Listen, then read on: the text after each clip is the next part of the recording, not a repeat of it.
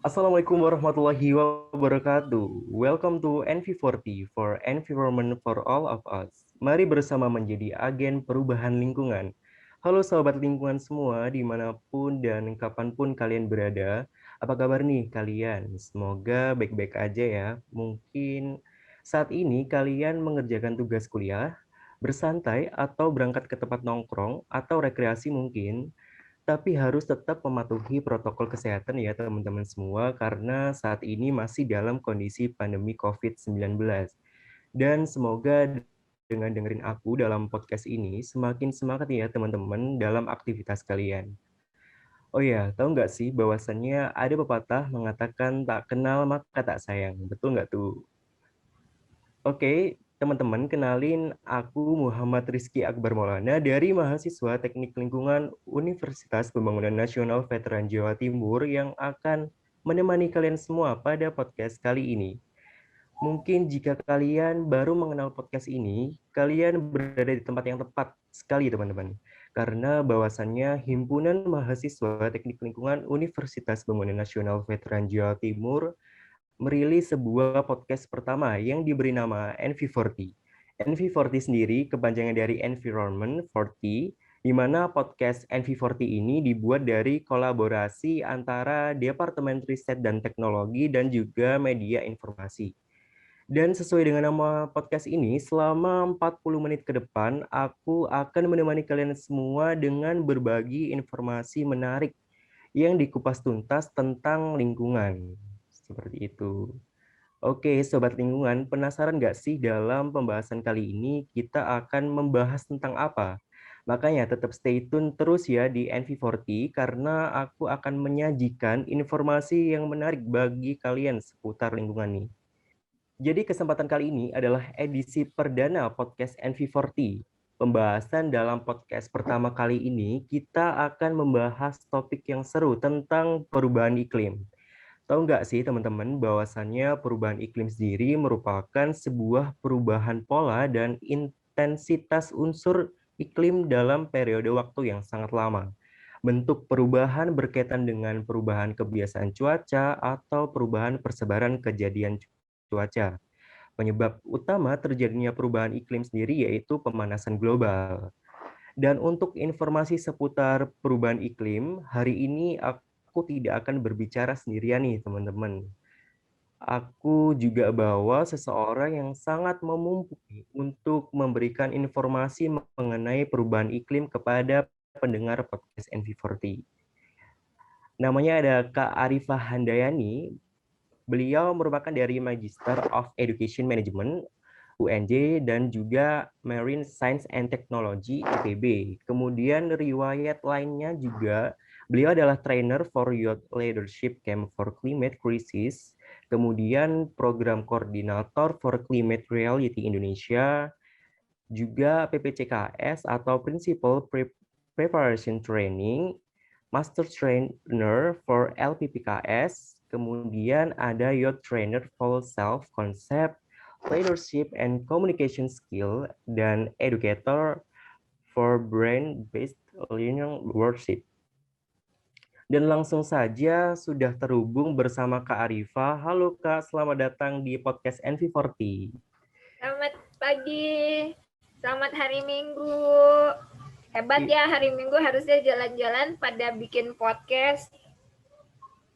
Iya, selamat hari Minggu Kak. Bagaimana nih kabarnya Kak Arifa di sana? Seru. Saya lagi ada di Bogor, kebetulan alhamdulillah dapat sinyal ya, kemarin udah ngeri ya di daerah kaki Gunung Salak. Saya sedang kalau di Jawa namanya apa? Munggah ya, padusan. Mau puasa kita kan. Nah, di sini di sekitar sini saya berada di tempat di mana ada mata air. Mungkin hari ini ntar siangan dikit mandi ya, kalau orang Jawa kan sebelum masuk bulan puasa itu mandi di tempat yang airnya keluar dari bumi. Nah, itu tempat yang di sini saya biasanya nyepi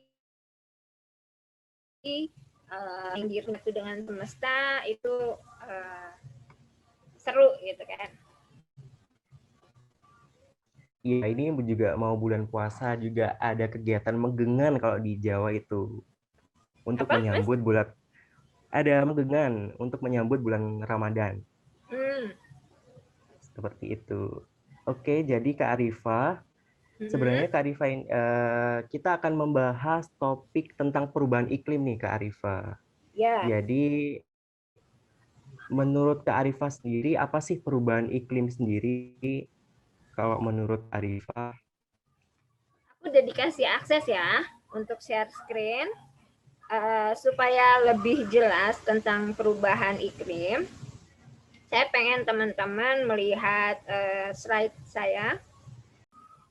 Jadi kalau bicara perubahan iklim itu sudah tidak pada tempatnya lagi, Mas.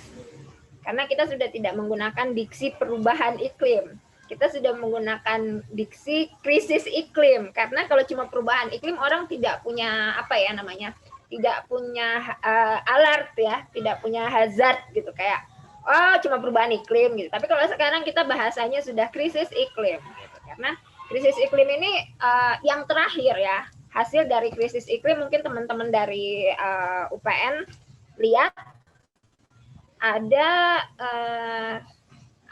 siklon ya, siklon tropis di daerah yang nggak biasa kena siklon. Tahu nggak namanya?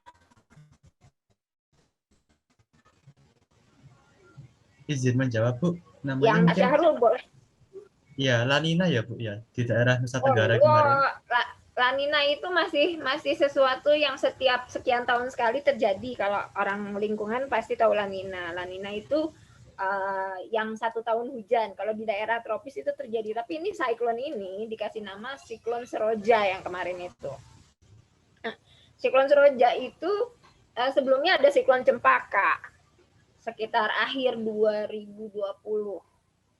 Tapi Indonesia bukan daerah yang kena siklon sebenarnya. Tapi sekarang jadi kena siklon karena krisis iklim. Nah, gitu loh. Jadi kerasa ya sudah alert gitu. Mungkin teman-teman bisa lihat juga bahwa kita mengalami krisis iklim banjir bandang. Semakin banyak banjir bandang. Sadar nggak? Kalimantan banjir bandang. Sulawesi banjir bandang. Di Jawa, di Garut, di Bogor itu banjir bandang. Nah, itu semua adalah tanda bahwa kita mengalami krisis iklim. Nah, ini adalah bumi kita. Bumi kita ini adalah tempat yang kalau lihat dari bentuknya itu, ini satu-satunya rumah kita loh, teman-teman, kakak-kakak. Dan saat ini rumah kita ini sedang kena krisis. Tadi pertanyaannya adalah apa sih krisis iklim? Nggak pakai perubahan iklim ya, krisis iklim. Dan kenapa itu bisa terjadi? Nah, teman-teman lihat, ini adalah atmosfer bumi. Dibandingkan buminya, itu tipis banget ya. Apa rasanya melihat atmosfer ini? Indah? Apa rasanya? Coba. Mungkin sangat tipis sih kalau dilihat dari gambar seperti itu, Arifa. Berasa ya? Berasa it's so fragile gitu kan? Iya. Ya enggak? Dibanding dengan buminya yang padat, pejal, ini so fragile. Dan you know what you do for this atmosphere? Apa yang kalian lakukan pada si atmosfer ini? Nah, kita memuntahkan 152 juta ton polusi pemanasan global buatan manusia ke atmosfer tadi setiap 24 jam. Kebayang nggak sih benda yang jumlahnya atau beratnya 152 juta ton? Kebayang nggak?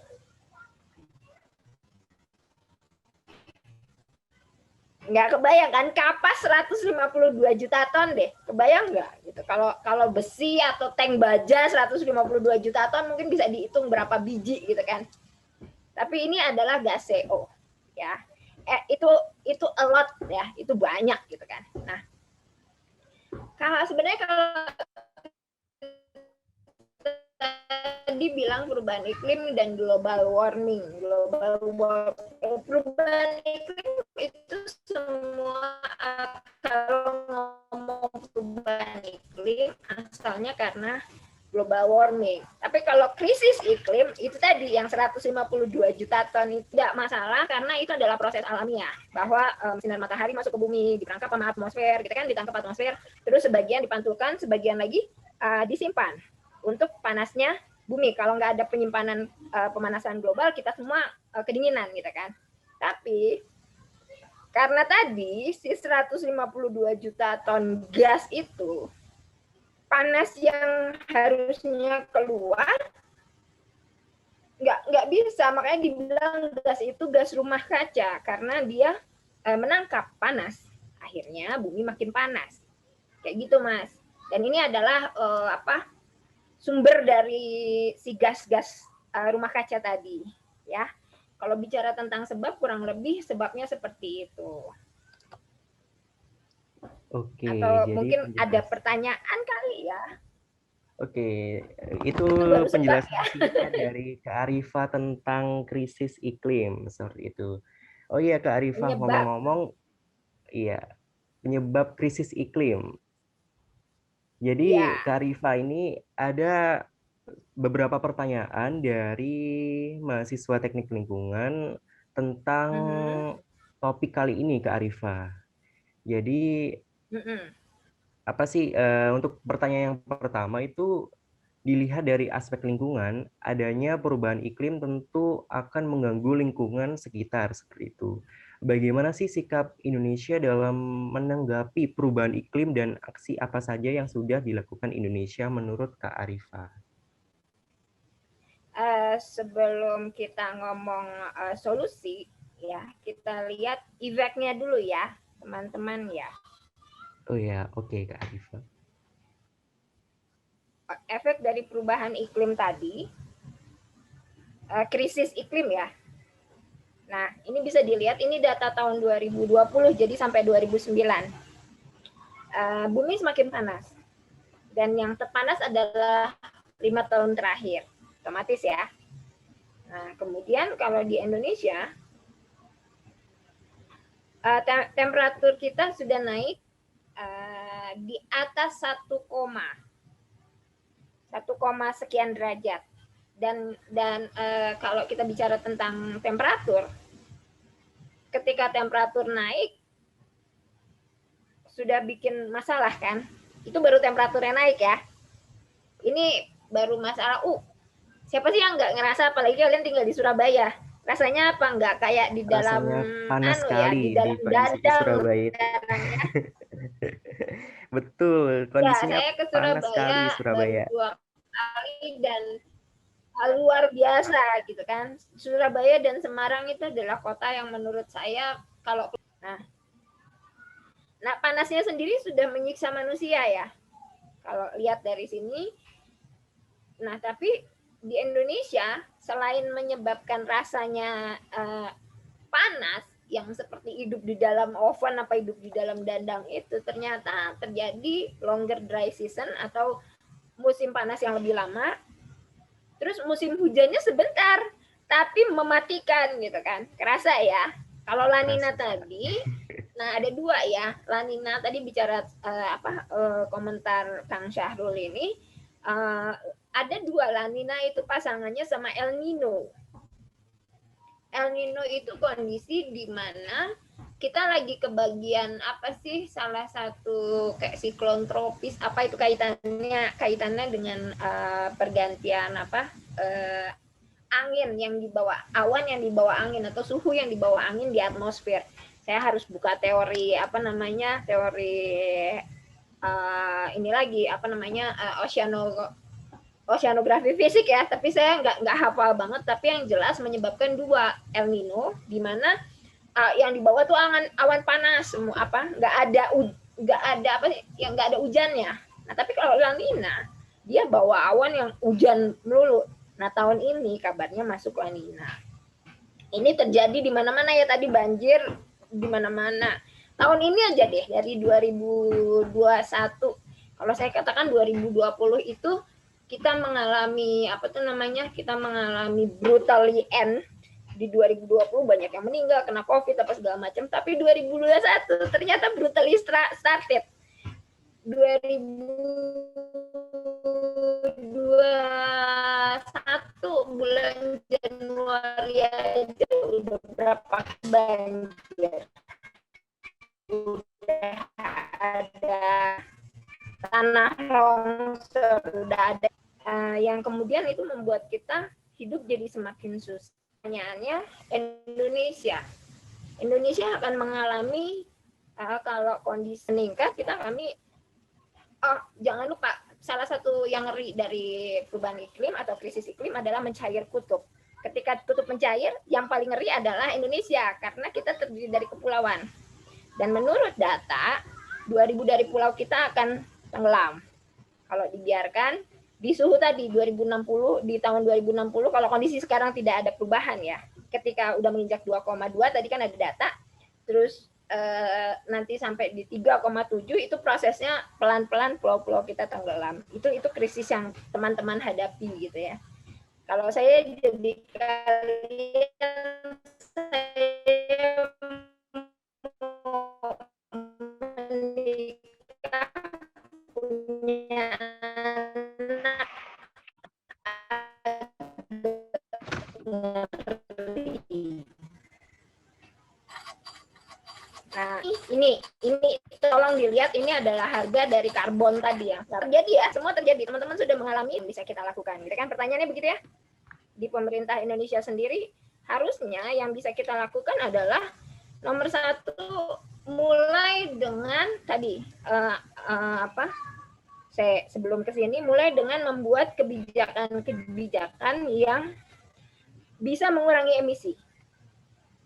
Oke. Mengurangi emisi itu misalnya kayak mobil itu benar-benar dihitung. Kalau emisinya sekian udah nggak boleh di jalanan.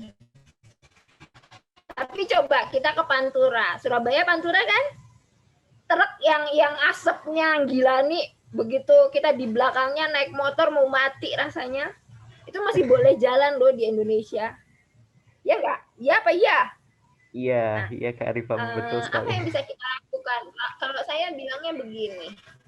Tadi seperti yang saya pernah ngomong sama Mas Rizky waktu kita ngobrol sebelum ini, saya orang aktivis organisasi. Tapi teman-teman kayak misalnya, ini ini rasanya perubahan iklim tuh orang nanggepinnya krisis iklim lambat banget sih, gitu. Membuat yang bisa kita lakukan tadi, apa sih yang teman-teman lihat di lingkungan tadi? Kayak tadi simpel truk yang masih boleh di jalanan dengan kapasitas emisi yang seperti itu. Yang paling harus kita lakukan adalah menurunkan emisi secara global ya. Tapi sebelum kita ngomong menurunkan emisi secara global, kita ngomong dulu menurunkan emisi secara personal, kayak gitu Mas. Nah, kalau saya, pemerintah itu sebenarnya di semua sektor sudah mencoba melakukan kebijakan yang rendah emisi, katanya gitu ya.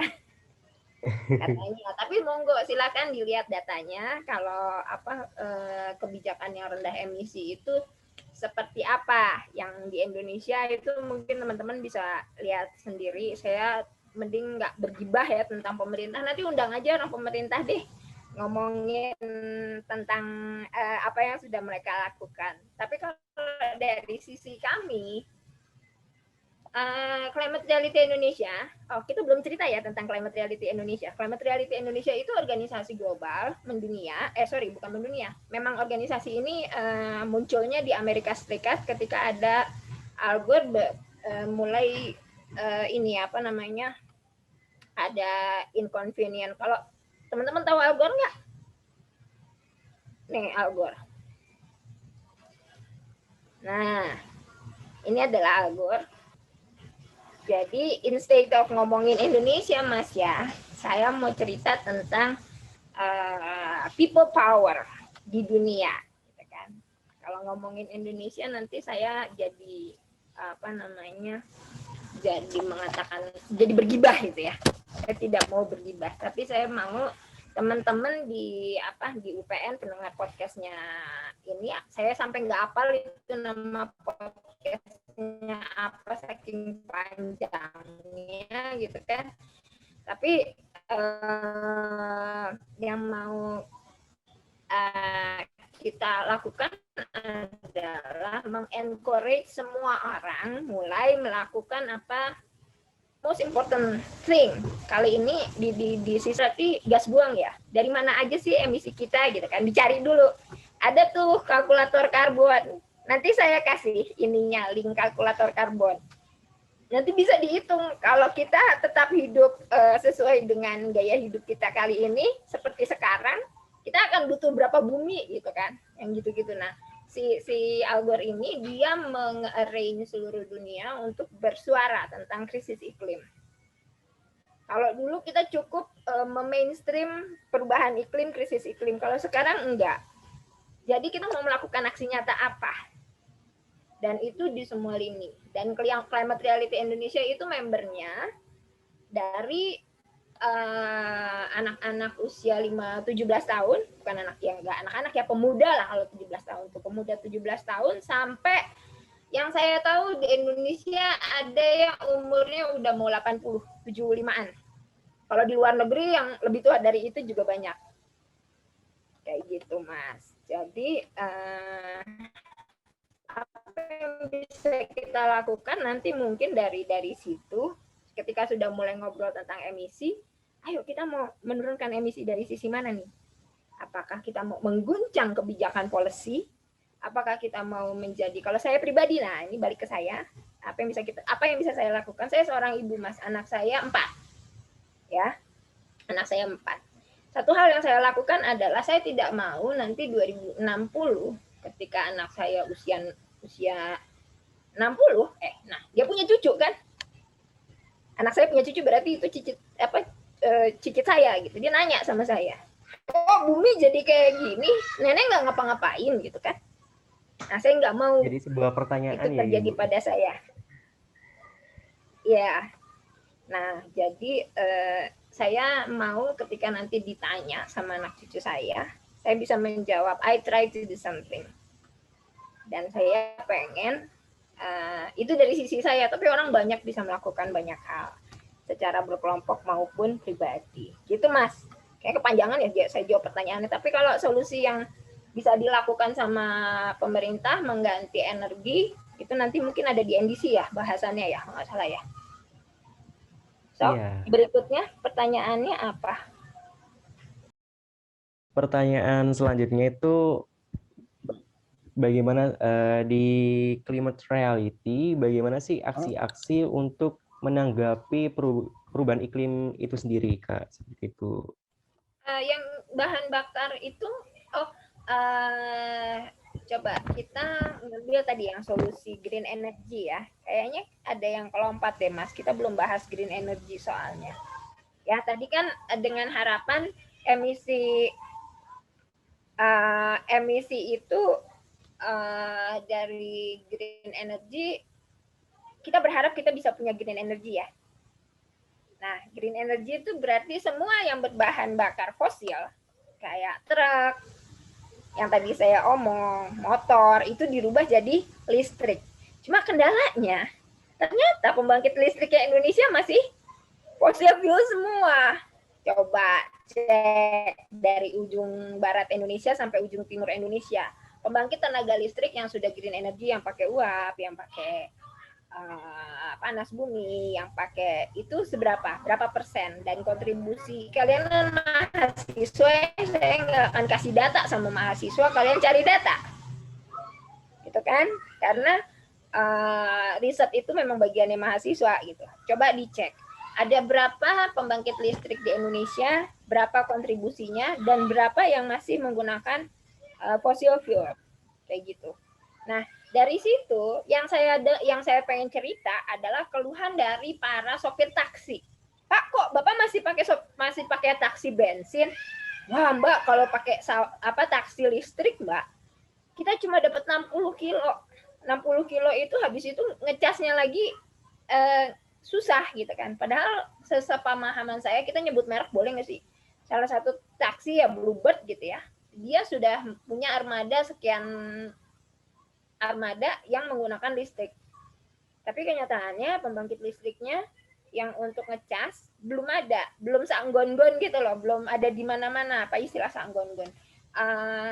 Jadi harusnya kan tiap sekian kilometer ada, jadi dia nggak harus pulang ke pool hanya untuk ngisi bahan bakar. Kebayang nggak 60 kilo, kalau taksi itu kan dikit banget gitu kan. Baru jalan udah pulang lagi gitu kan. Nah, itu kesulitan transportasi kita di situ. Di luar pembangkit listriknya. Nah, terus pertanyaan, kenapa pembangkit listrik belum diganti yang renewable energy.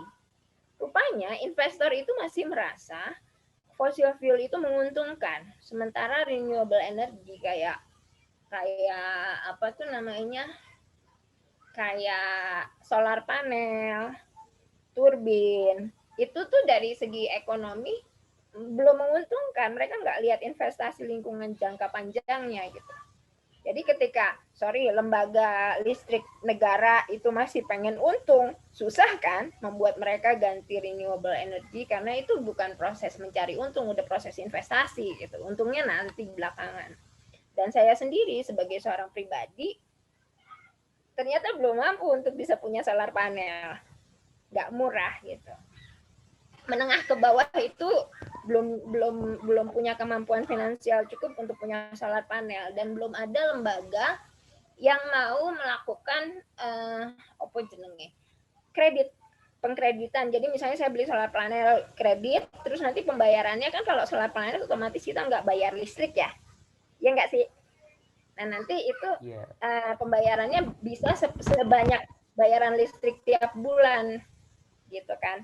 Seandainya ada yang melakukan penjaminan itu, mungkin akan lebih banyak ibu-ibu rumah tangga seperti saya ya, yang mau punya solar panel, yang bisa, yang mampu gitu. Mau sih mau, tapi kemampuan secara finansialnya tidak mendukung, kan repot kalau di Indonesia. Mungkin itu jawaban dari saya ya, jawaban seorang emak rumah tangga gitu kan. Oke, jadi Tadi berikutnya dari climate reality sendiri kita ngapain? Climate reality kita melakukan beberapa hal, tapi yang jadi climate reality kan tadi saya sudah katakan ada banyak, ada berbagai macam volunteer. Kita volunteer base. Awalnya kita hanya mainstreaming, membuat orang mengerti tentang terjadi perubahan iklim. Tapi kemudian sekarang udah nggak boleh lagi hanya mengerti, udah mengajak orang untuk take action, setidaknya dari diri kita sendiri gitu, ya kan? Perubahan secara nasional akan terjadi kalau saya bilang begini, oke, ada teman-teman yang di public policy, wah dia ngedesak pemerintah pokoknya harus berubah dari coal jadi dari fossil fuel, dari menggunakan batu bara jadi nggak mau tahu, pokoknya berubah gitu kan. Kalau perlu itu kilang-kilang fossil fuel dibom-bomin aja biar nggak bisa. Terus nanti yang terjadi apa? Kita nggak punya energi gitu kan. Nggak gitu juga. Terus ada yang bergerak bikin startup green energy. Itu teman-teman kita ya, saya cerita yang saya kenal ya. Ada yang bikin startup green energy, ada yang bikin konsep untuk penggunaan renewable energy di pabrik. Terus ada juga yang kalau saya lebih suka ngobrol sama mahasiswa, karena kalian belum punya masalah. Kalian baru akan menjadi orang yang memilih, kalian akan menjadi bagian dari masalah atau bagian dari solusi. Sementara kalau saya ngobrol sama let's say orang yang udah di perusahaan, itu kan mereka maunya business as usual. Nah, kalian tahu Greta kan, Greta Thunberg. Kalau kalian orang lingkungan pasti melihat Greta Thunberg tuh, wah pengen punya anak kayak itu kalau aku ya. Tapi kalau pengen melakukan lebih banyak, yang dia lakukan tuh simpel banget, cuma duduk di depan kantor setiap hari Jumat, dan itu mendunia gerakan itu. Kenapa kalian nggak kepikir ya? Itu anak SD apa SMP ya dia waktu kerjain itu. Dia ngerasa ini krisis iklim udah bahaya banget, pemerintah diam aja, business as usual tetap berjalan. Nah, dia berusaha bicara sama para pengusaha, para pemangku kebijakan, dan itu sukses, ya kan? Yang dia kerjain cuma duduk di depan balai kota apa di mana, ngajakin teman-temannya lama-lama makin banyak, mereka nggak peduli, bolos hari Jumat, dan akhirnya dia didengarkan oleh semua orang seluruh dunia, dan semua pengusaha kalau dengar dia stres, ada tuh ininya YouTube-nya, betapa stresnya orang dengerin Greta Thunberg gitu kan. Ya, kayak gitulah yang bisa dikerjain sama kita di Indonesia, termasuk yang di Climate Reality Indonesia. Nah, kalau terkait dengan kepemudaan, kami melakukan ini. Kalau saya boleh share yang masih sedikit, kami melakukan nah ini mungkin teman-teman dari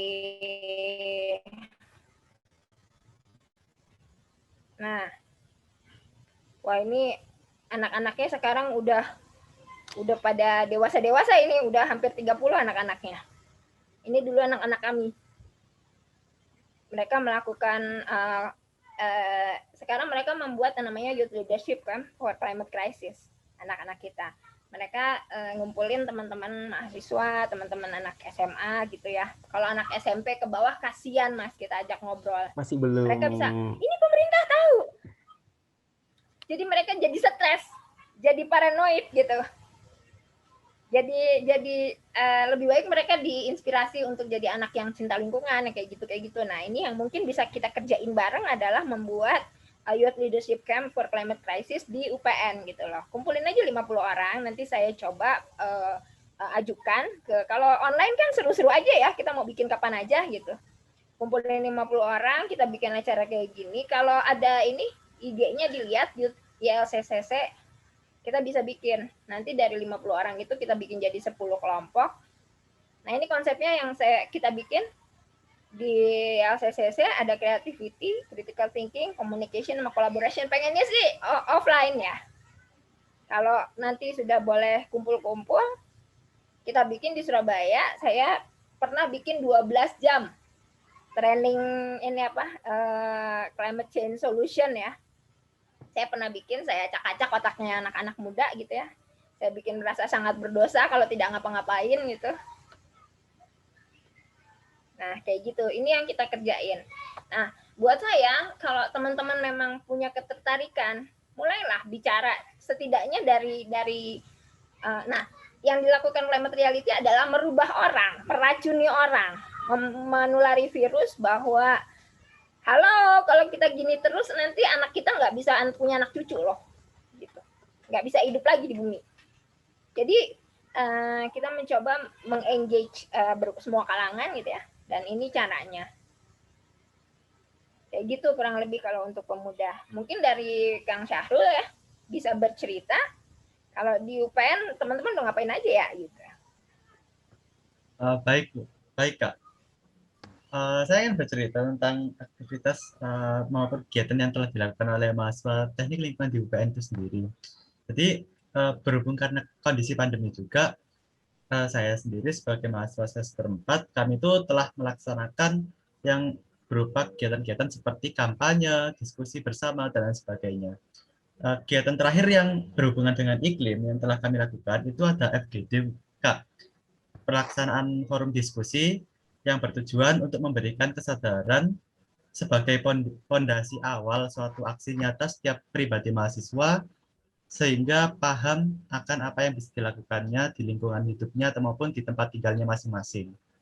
Nah, pada waktu itu hasil dari pembahasan kita itu berupa upaya penghematan listrik dan pengurangan aktivitas menggunakan transportasi yang untuk mengurangi emisi yang dihasilkan. Juga kampanye terkait sama penggunaan energi baru dan terbarukan atau EBT.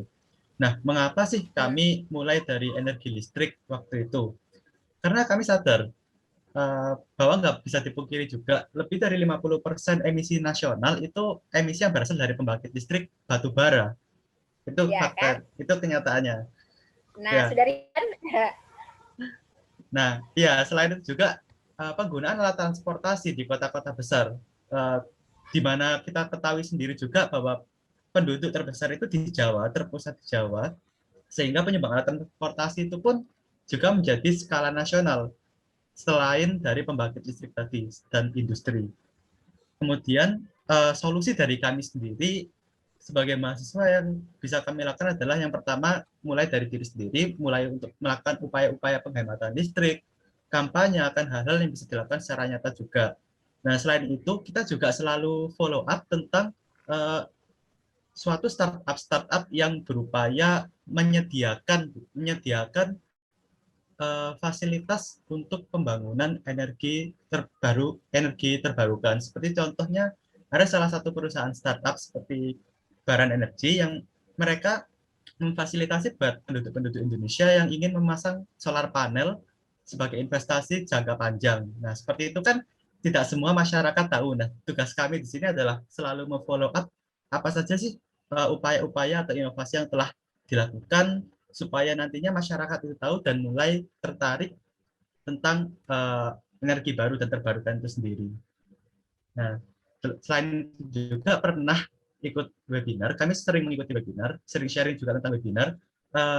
Yang telah dipaparkan itu banyak menjelaskan tentang akan adanya provider yang memfasilitasi tentang rumah pintar, di mana rumah itu bisa menghidupi energi-energi dari energi-energinya sendiri. Seperti contoh, misal dari gas untuk masak dan lain sebagainya, listrik itu mereka sudah menerapkan rumah pintar di mana tidak memerlukan energi dari luar, dari pemerintah, dan mereka itu bisa mensuplai energinya sendiri. Seperti itu dari kami.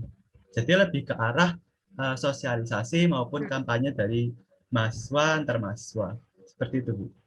Kak. Berarti apa yang saya sampaikan connect ya dengan apa yang teman-teman kerjakan gitu ya.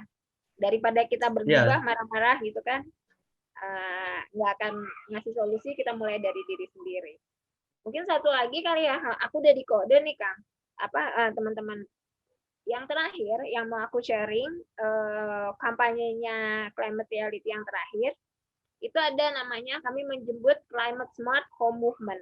Sama itu kayak rumah pintar. Tapi kalau rumah pintar itu so far yang saya pahami ya, sependek yang saya pahami, mereka dari awal memang sudah built-in di situ, udah ada solar panelnya, udah ada sistem air yang tidak, maksudnya kayak kita tidak menggunakan air untuk senter toilet itu pakai air bersih, tapi udah air bekas wastafel apa segala macam. Itu rumah pintar tuh seperti itu kalau gambaran yang saya punya ya. Ada beberapa developer yang udah mulai begitu, plus nah satu lagi yang pengen saya sharing adalah ini semua orang bisa melakukan, tapi ini sangat menurut saya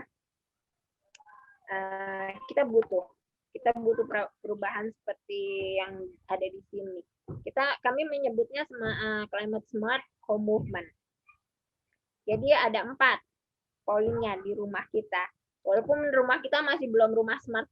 Nah ini pertama dari mana ya enaknya? Dari dapur deh. Dapur itu ternyata ada loh istilah climate smart eating sekarang. Jadi kita makan yang rendah emisi tadi, kayak pilih buah, pilih sayur, itu jangan yang impor kayak gitu kan. Sebisa mungkin selokal mungkin gitu kan. Kalau kita belanjanya di supermarket, otomatis itu ada packaging apa segala macam, udah sampah itu berarti ada proses di situ, ada emisi lah, ada utang jejak karbon istilahnya.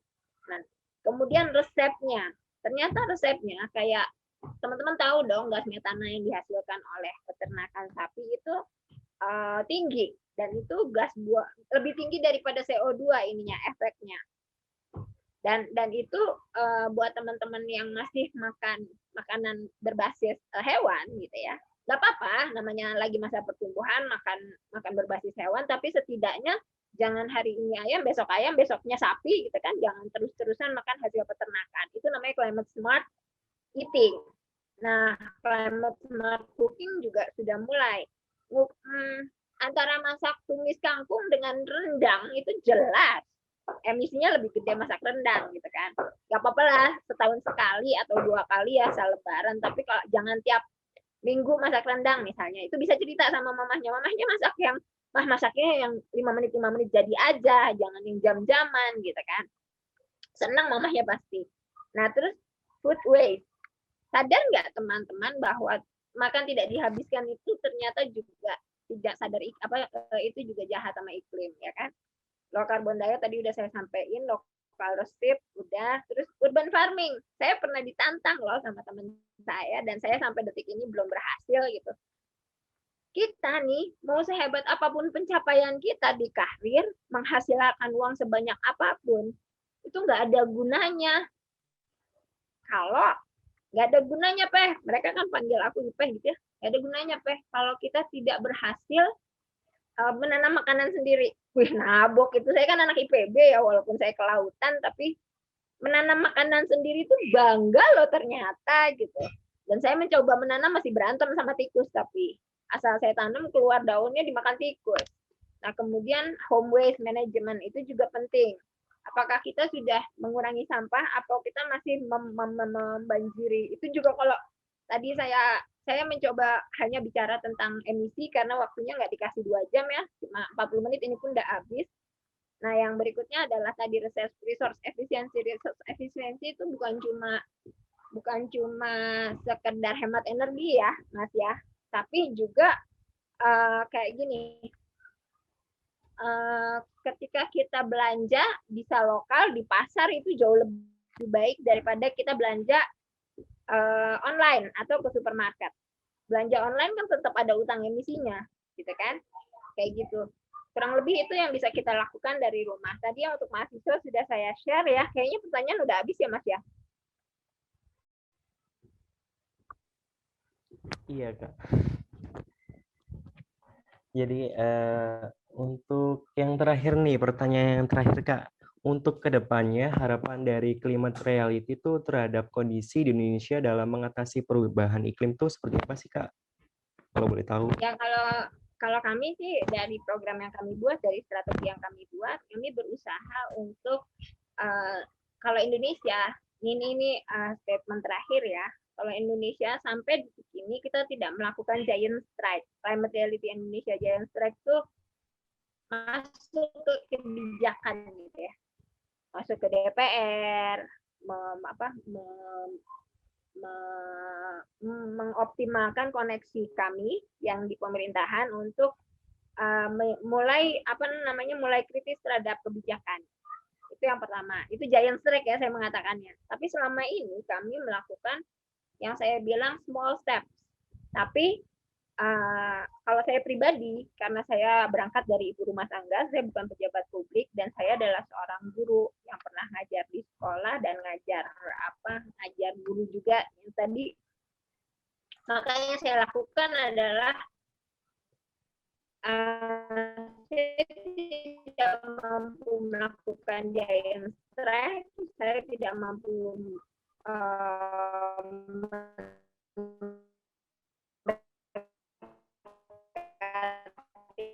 orang yang bisa merubah kebijakan gitu ya, yang bisa menjadi decision maker. Saya melakukan small step, tiny step, tapi jadi ada dua ya, kalau policy itu ya top down ya. Kalau yang ingin saya lakukan adalah bottom up, mencoba untuk meraih sebanyak-banyaknya people power ya, daripada kita ngobrol sama pembuat kebijakan yang alot-alot gimana gitu ya. Tapi akan lebih menarik kalau kita bisa merubah banyak orang dengan langkah-langkah kecil. Kita bisa menginspirasi banyak orang untuk merubah dirinya sendiri. Karena kita nggak bisa merubah orang lain kan. Itu yang mau kita kerjakan. Dan satu lagi yang ingin kami coba lakukan adalah ada satu istilah, Mas, mungkin nanti bisa dijadikan satu topik bahasan, climate justice. Climate justice itu adalah keadilan iklim yang mana kalau menurut saya pribadi, ketika orang-orang NTT tiba-tiba diserang siklon tropis, beberapa selamat. Tapi yang selamat sama yang nggak selamat, banyakan yang nggak selamat kalau lihat datanya ya. Nah, kok bisa ada yang selamat, kok bisa ada yang nggak selamat? Di situ terjadi ketidakadilan ya, kalau menurut saya. Nah, ketidakadilan salah satunya terjadi karena mungkin minim informasi. Nah, itu yang pengen kita coba, memperbaiki keadilan iklim di Indonesia. Itu yang terakhir. Baru mau kita coba pendekatan tahun ini. Mungkin itu, Mas. Oke, Kak. Jadi kesimpulannya itu bahwasannya Indonesia sudah tidak lagi adanya perubahan iklim, tetapi krisis iklim ya, Kak. Krisis iklim Indonesia, ini... Mas, dunia. Oh, dunia, oh iya. Oh iya, dunia lah. Jadi krisis iklim ini juga bisa menyebabkan bencana alam yang terjadi di akhir-akhir ini, seperti halnya banjir di sejumlah titik di Indonesia. Hal tersebut juga dikarenakan kondisi La Nina yang sudah terjadi sejak tahun 2020 akhir-akhir ini. Tidak usah jauh-jauh ke pemerintah, dari diri sendiri saja sudah adakah upaya untuk mengurangi krisis iklim ini? Menurunkan Jika kondisi emisi ya. seperti ini, iya. Jika kondisi seperti ini dibiarkan terus-menerus akan merugikan diri kita sendiri. Dan adapun aksi yang telah dilakukan sebagai mahasiswa yang sudah dijelaskan oleh rekan kami, terlebih di masa pandemi ini untuk menghadapi permasalahan perubahan iklim adalah dengan berupa pelaksanaan forum diskusi atau FGD. FGD ini dilakukan sebelumnya bertujuan untuk memberikan kesadaran yang nyata kepada setiap mahasiswa yang mengikuti FGD tersebut. Jadi sekian dulu dari podcast kali ini. Tidak terasa Kak, bahwasanya perbincangan yang sangat seru dan menarik ini dari pembahasan tentang permasalahan, solusi, dan kalimat-kalimat yang kita tidak ketahui menjadi pengetahuan baru bagi kita. Jadi terima kasih kepada Kak Arifah dan juga Syahrul dari mahasiswa UPN Veteran Jawa Timur yang telah memberikan informasi yang menarik seputar perubahan iklim atau krisis iklim. Dan sebelumnya aku mau bilang terima kasih kepada pendengar podcast yang sudah mau mendengarkan podcast ini. Semoga podcast ini memberikan manfaat dan juga menghibur teman-teman semua dimanapun dan kapanpun teman-teman berada. Oke, sekian dulu podcast kali ini. Saya Muhammad Rizky Akbar Maulana, pamit undur diri dan temukan ajaran untuk jadi solusi. Mari bersama bersuara untuk lingkungan ini. Sampai jumpa.